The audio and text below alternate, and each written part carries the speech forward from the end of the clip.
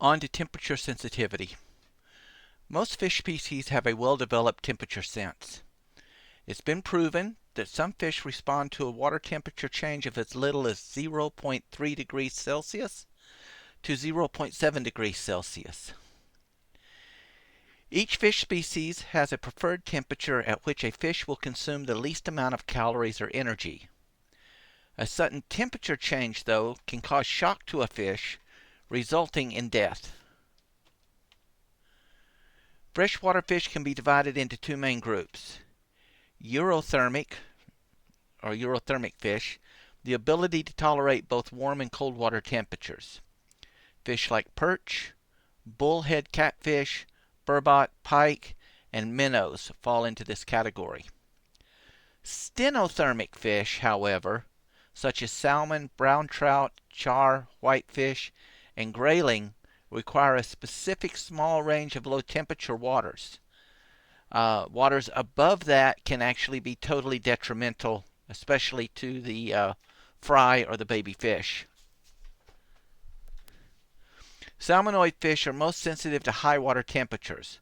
Waters with a temperature of 34 degrees Celsius, even for short amount of time for newly hatched salmon, as I was speaking, or trout species can be fatal. It has been shown scientifically that at a temperature above 20 degrees Celsius or below 5 degrees Celsius, that salmon cannot overcome obstacles such as waterfalls and powerful rapids which they can normally pass with ease. A female fish is a spawner. A female fish is a spawner. The male fish is a milter. The male fish is a milter. Fish eggs are called roe. The female produces a relatively large number of roe. Her reproductive system consists of two ovaries, which are suspended dorsally along the back area where the roe develop.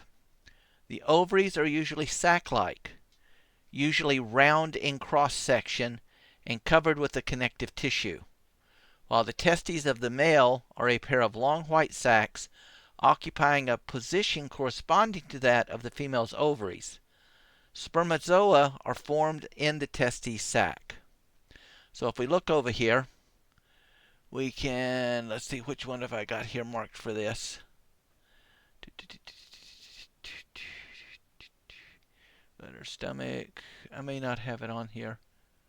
There we go. Reproductive organs. So they would be around here. And the gonad or reproductive organs are here. You notice they're relatively in the same location. Growth rings on scales. These little babies down here. The age of a fish with scales can be determined with reasonable accuracy by counting the number of rings, or what's known as winter bands, on its scales.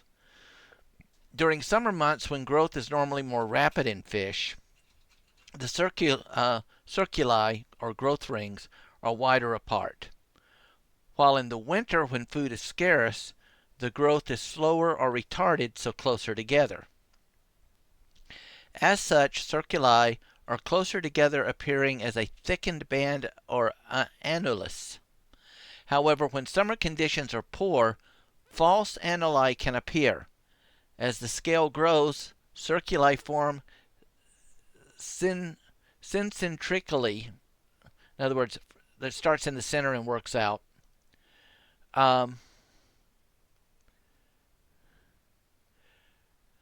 Form syncentrically. Rented lips today, sorry. Around the nucleus, the part of the scale under the skin similar to a tree ring. So they form in circles. Okay?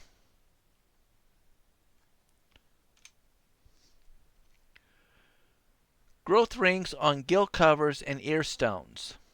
The age of a fish species that are difficult to determine may also be calculated by the cross-section of not only the body scales, but of the vertebra or the bones of the gill covering. Okay, let's try this again. Growth rings on gill cover and ear stone. The age of fish species that are difficult to determine by the may be calculated by the cross-section of not only the body scales, but of the vertebra or the bones of the gill covering and the ear stone, the otolith. All of these parts will show band-like markings similar to those found on the scales. General sex determination. So, again, if, say, like a catfish or something that may not have scales, then we could determine its age by doing a cross-section of the vertebra or the bones of the gill covering and the ear stone. Of course, preferably the fish is dead before you do this. General sex determination. Determining the sex of a fish can at times be extremely easy to very difficult. Some species show secondary sexual characteristics during their entire life, while others do so only during spawning times. Highly desirable and inexpensive natural propagation in adequate quantity requires stable measures to maintain a proper sex ratio among the various game fish species. Brood fish must be protected sufficiently by special rules during the premature spawning activity. They're talking about the rules engaged like for fishing around climbing ladders, or in certain areas where the spawning takes place, they'll have closed seasons. It may be open for particular fish species, but those waters may be closed specifically for this. In some cases, it is possible to determine the sex of a fish only by opening it and examining the gonads or sex organs. But in some species, particularly freshwater forms, often the male clearly differs from the female. These are examples. They're just as a reference. You do not need to memorize any of this. As an example, the adult male grayling displays a larger, different-shaped dorsal fin than the female. The posterior dorsal rays are curved, giving the appearance of being larger than they actually are.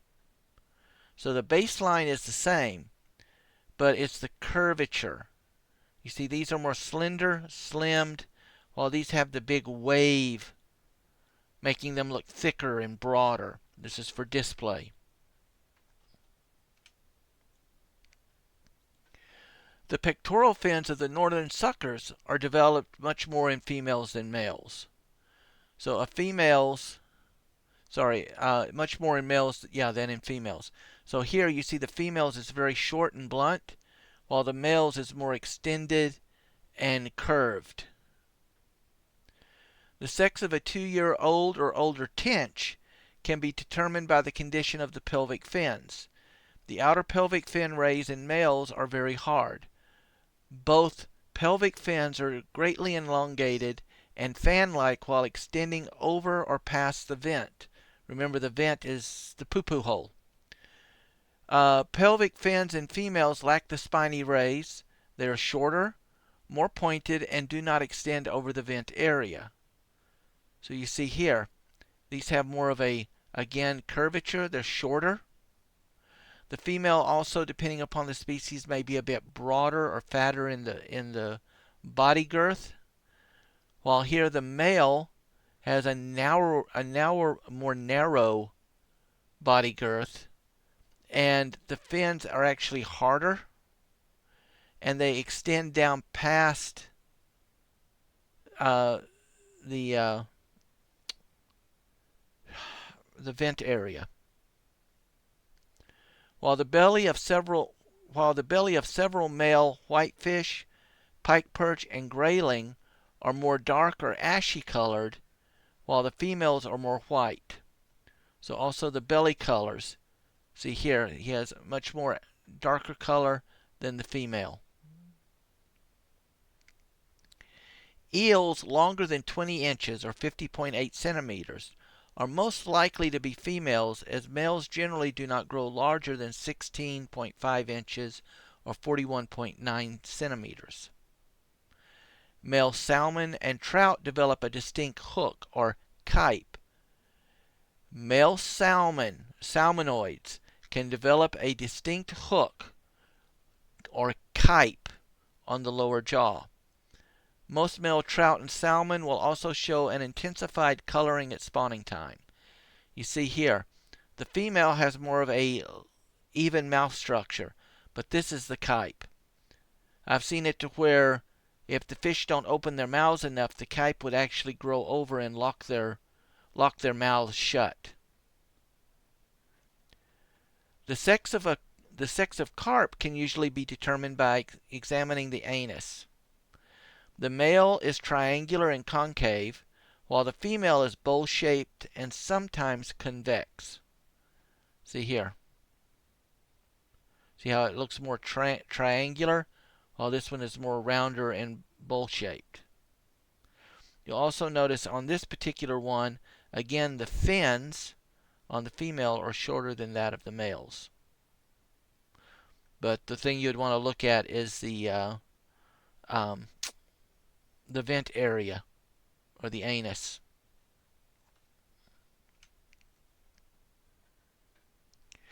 Fish management techniques. Game fish should be examined carefully as spawning time approaches to determine the stage of ripening milt and roe. If well developed, the brood fish should be spared regardless of open season status, and to notify the water manager to protect the spawning species by adjusting the local rules. Remember, there are federal and state laws. Water owners can add to those. They cannot take away from them.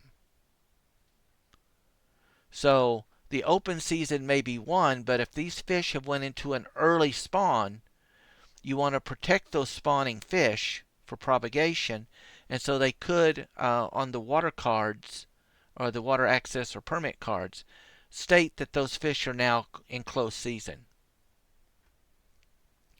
As such, anglers should be able to distinguish the sex of the fish and should keep an accurate catch record, including fish sex notations. Upon discovering early spawning activity, the angler must refrain from taking those precious and ripe brood fish. This means no further fishing for that species, none at all, involved on that body of water, even if the fish is still legally in season. Well, I'll let this one go and I'll catch another one that doesn't. No. Once you find one, that's it. No more fishing for that species. And then you got to report it. The angler should also take steps to ensure the spawning area is no longer disturbed by them, as well as notifying the water leaseholder so they can close the season for that fish species of fish.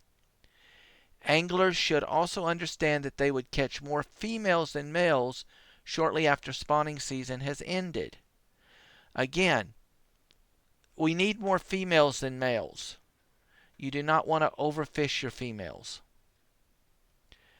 as females will be weakened after nest making and egg laying activities, and due to hunger or nest guarding purposes will be more aggressive and take hooks more quickly in heavy feeding in an effort to regain their physical strength as rapidly as possible.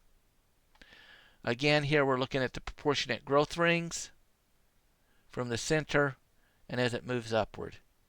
You see the spiraling out.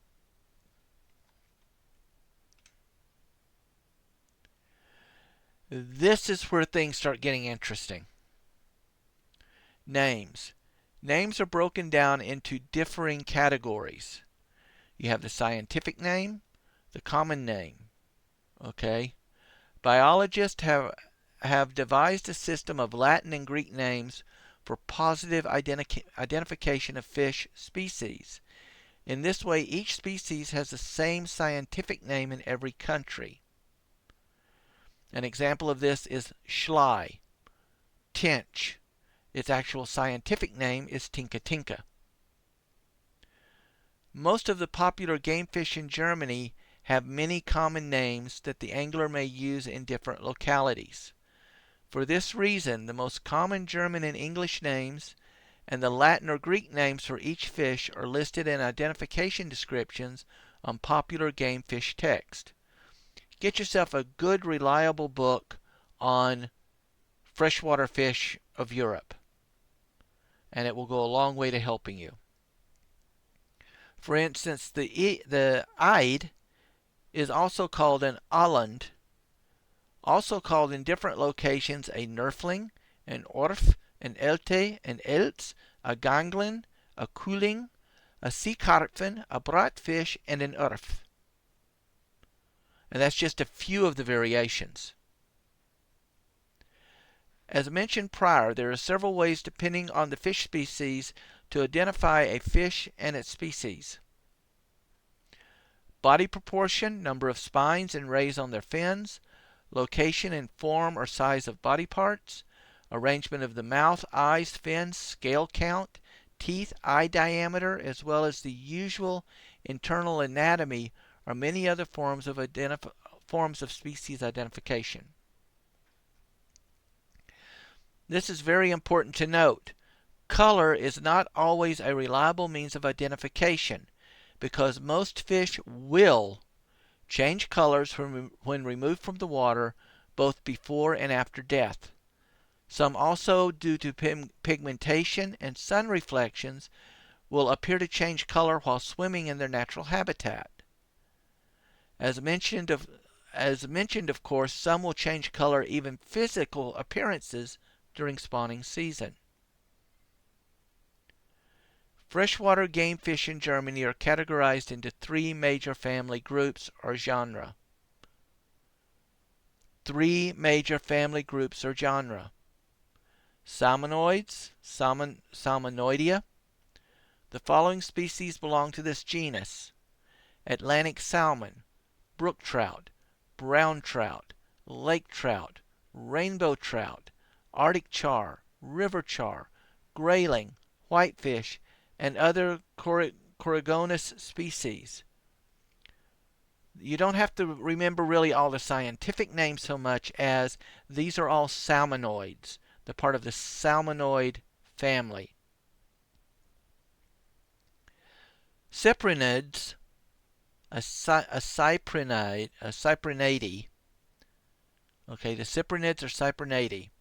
The following species belong to this genus: barbel, bream, carp, crucian carp, chub, dace, eid or eyed, roach, rood, nose carp, tench, and a number of other cyprinid species.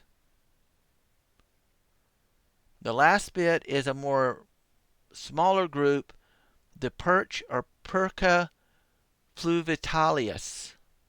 Fluviatilis. The fluviatilis. You just have to go to missionary school just to learn how to enunciate fish. And pike perch. So the perch, the Perca fluviatilis, and pike perch, Leucioperca leucioperca, belong to the Persid or Persidia group. The following species are separate to include pike, which is part of the pickerel family,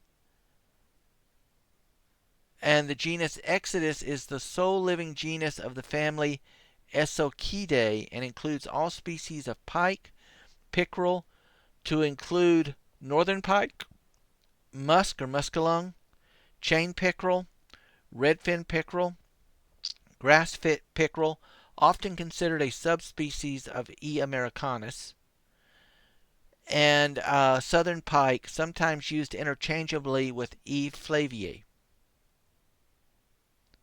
Okay. In other words, some of these fish are so their genetics are so close, they can be very easily confused with one another. You got to know what's in your waters. The sheetfish, Siluridae, covers catfish and sheepfish. This would be things like the Vels, Avala, and so on. While eel belongs to the eel Anoelidea genus. I'll let you work out all the fancy names.